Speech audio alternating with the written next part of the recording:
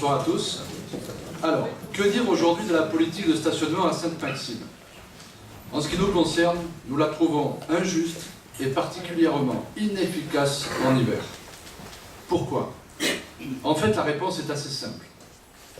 La municipalité n'a eu de cesse tout au long du mandat de créer un déséquilibre profond et préjudiciable entre stationnement payant et stationnement gratuit. Depuis 2008, le constat est le suivant. Suppression de 338 places gratuites au parking du port. Suppression de 130 places gratuites au parking de la mairie. Suppression de très nombreuses places gratuites sur voirie, c'est-à-dire hors des parcs fermés. Auquel s'ajoute la suppression de 168 places du parking Botrel, ex-parking des pompiers, dorénavant payante en été. Soit un total d'environ 650 places gratuites supprimées. Dans le même temps, près de 500 nouvelles places payantes ont été créées en hiver. Ce chiffre monte à près de 950 en été. Création de 338 places payantes tout au long de l'année au parking du port. Création de 130 places payantes ou réservées toute l'année au parking mairie. Création de 308 places payantes en été au parking des Olivettes et création de 168 places payantes en été au parking Botrel.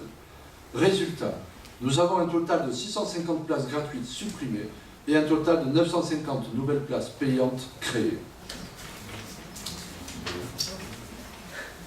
Autre constat, la tarification a été multipliée par 2, si ce n'est pas par 3. Le stationnement est devenu payant le dimanche, les jours fériés, et payant entre midi et 14 heures. Une fois ce constat établi, une question s'impose. Pensez-vous qu'il existe réellement une différence entre une politique de stationnement payant à l'année, telle que le souhaite M. Maurice, et une politique de stationnement où le parking gratuit n'existe plus? Avec cette politique, la municipalité a délibérément et volontairement asphyxié le stationnement gratuit du centre-ville, au grand désespoir de ses habitants et des personnes qui y travaillent.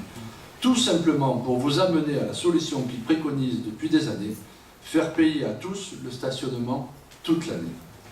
Nous souhaitons donc remédier à cette aberration. Les solutions. Pour cela, nous devons opter d'abord pour la création indispensable de 2 nouveaux parkings de proximité. Le premier, le parking Louis Blanc que vous connaissez, qui supporte actuellement 135 places, devra comprendre 2 à 3 niveaux en sous-sol.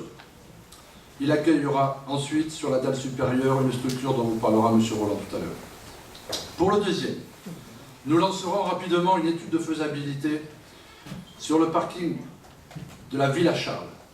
Vous voyez, il est à proximité immédiate du centre-ville et de la vieille ville, et ce parking mérite qu'on s'y attarde parce qu'il y a des possibilités en sous-sol également. D'autres pistes sont également à l'étude. Mais ainsi, c'est potentiellement plus de 400 places supplémentaires possibles. Mais attention, ces nouveaux parkings de proximité ne résoudront pas à eux seuls la problématique rencontrée dans l'hypercentre.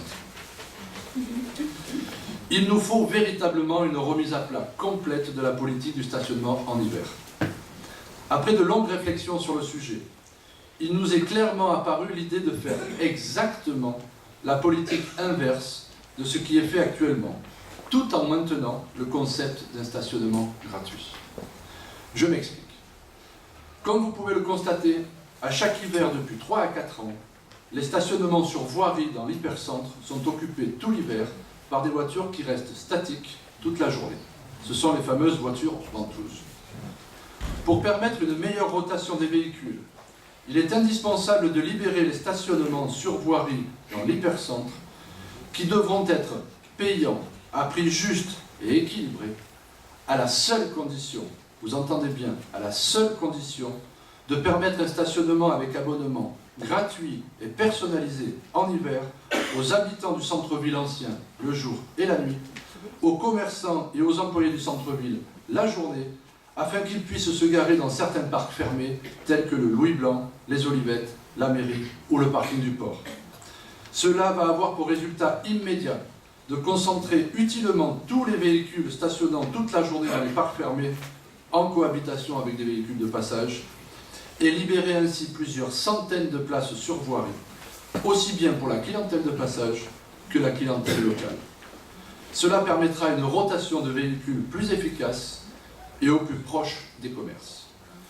Il nous faudra également réaliser une baisse de la tarification, baisse qui a été évaluée aux alentours de 50%, été comme hiver, afin de reconquérir une clientèle et permettre au plus grand nombre de maximois de stationner à moindre coût. Il nous faudra également rétablir une véritable heure gratuite. Oui, une véritable heure gratuite, en hiver ou une demi-heure gratuite en été dans les parcs fermés. Il est totalement anormal et scandaleux de devoir aujourd'hui payer 2 heures pleines au prétexte que vous avez stationné 1 heure et quelques secondes. Cela s'appelle du racket, reposant sur le mensonge de la première heure gratuite.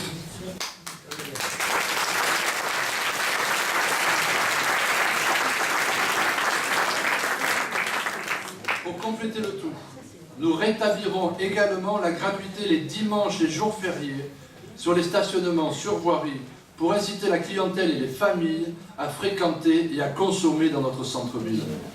Enfin, nous poursuivrons la politique de transport urbain engagée avec les navettes Simplicité.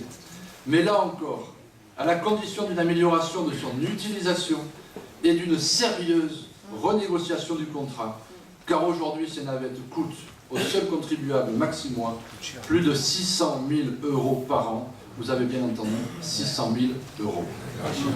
Oui, les habitants du centre-ville ancien, de notre cœur historique, doivent continuer à vivre et résider toute l'année sans être injustement taxés.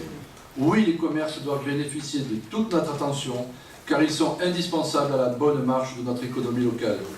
Oui, il est indispensable de retrouver rapidement un juste équilibre entre stationnement payant et stationnement gratuit. C'est la condition essentielle d'une bonne et cohérente politique de stationnement pour Sainte-Maxime. Merci.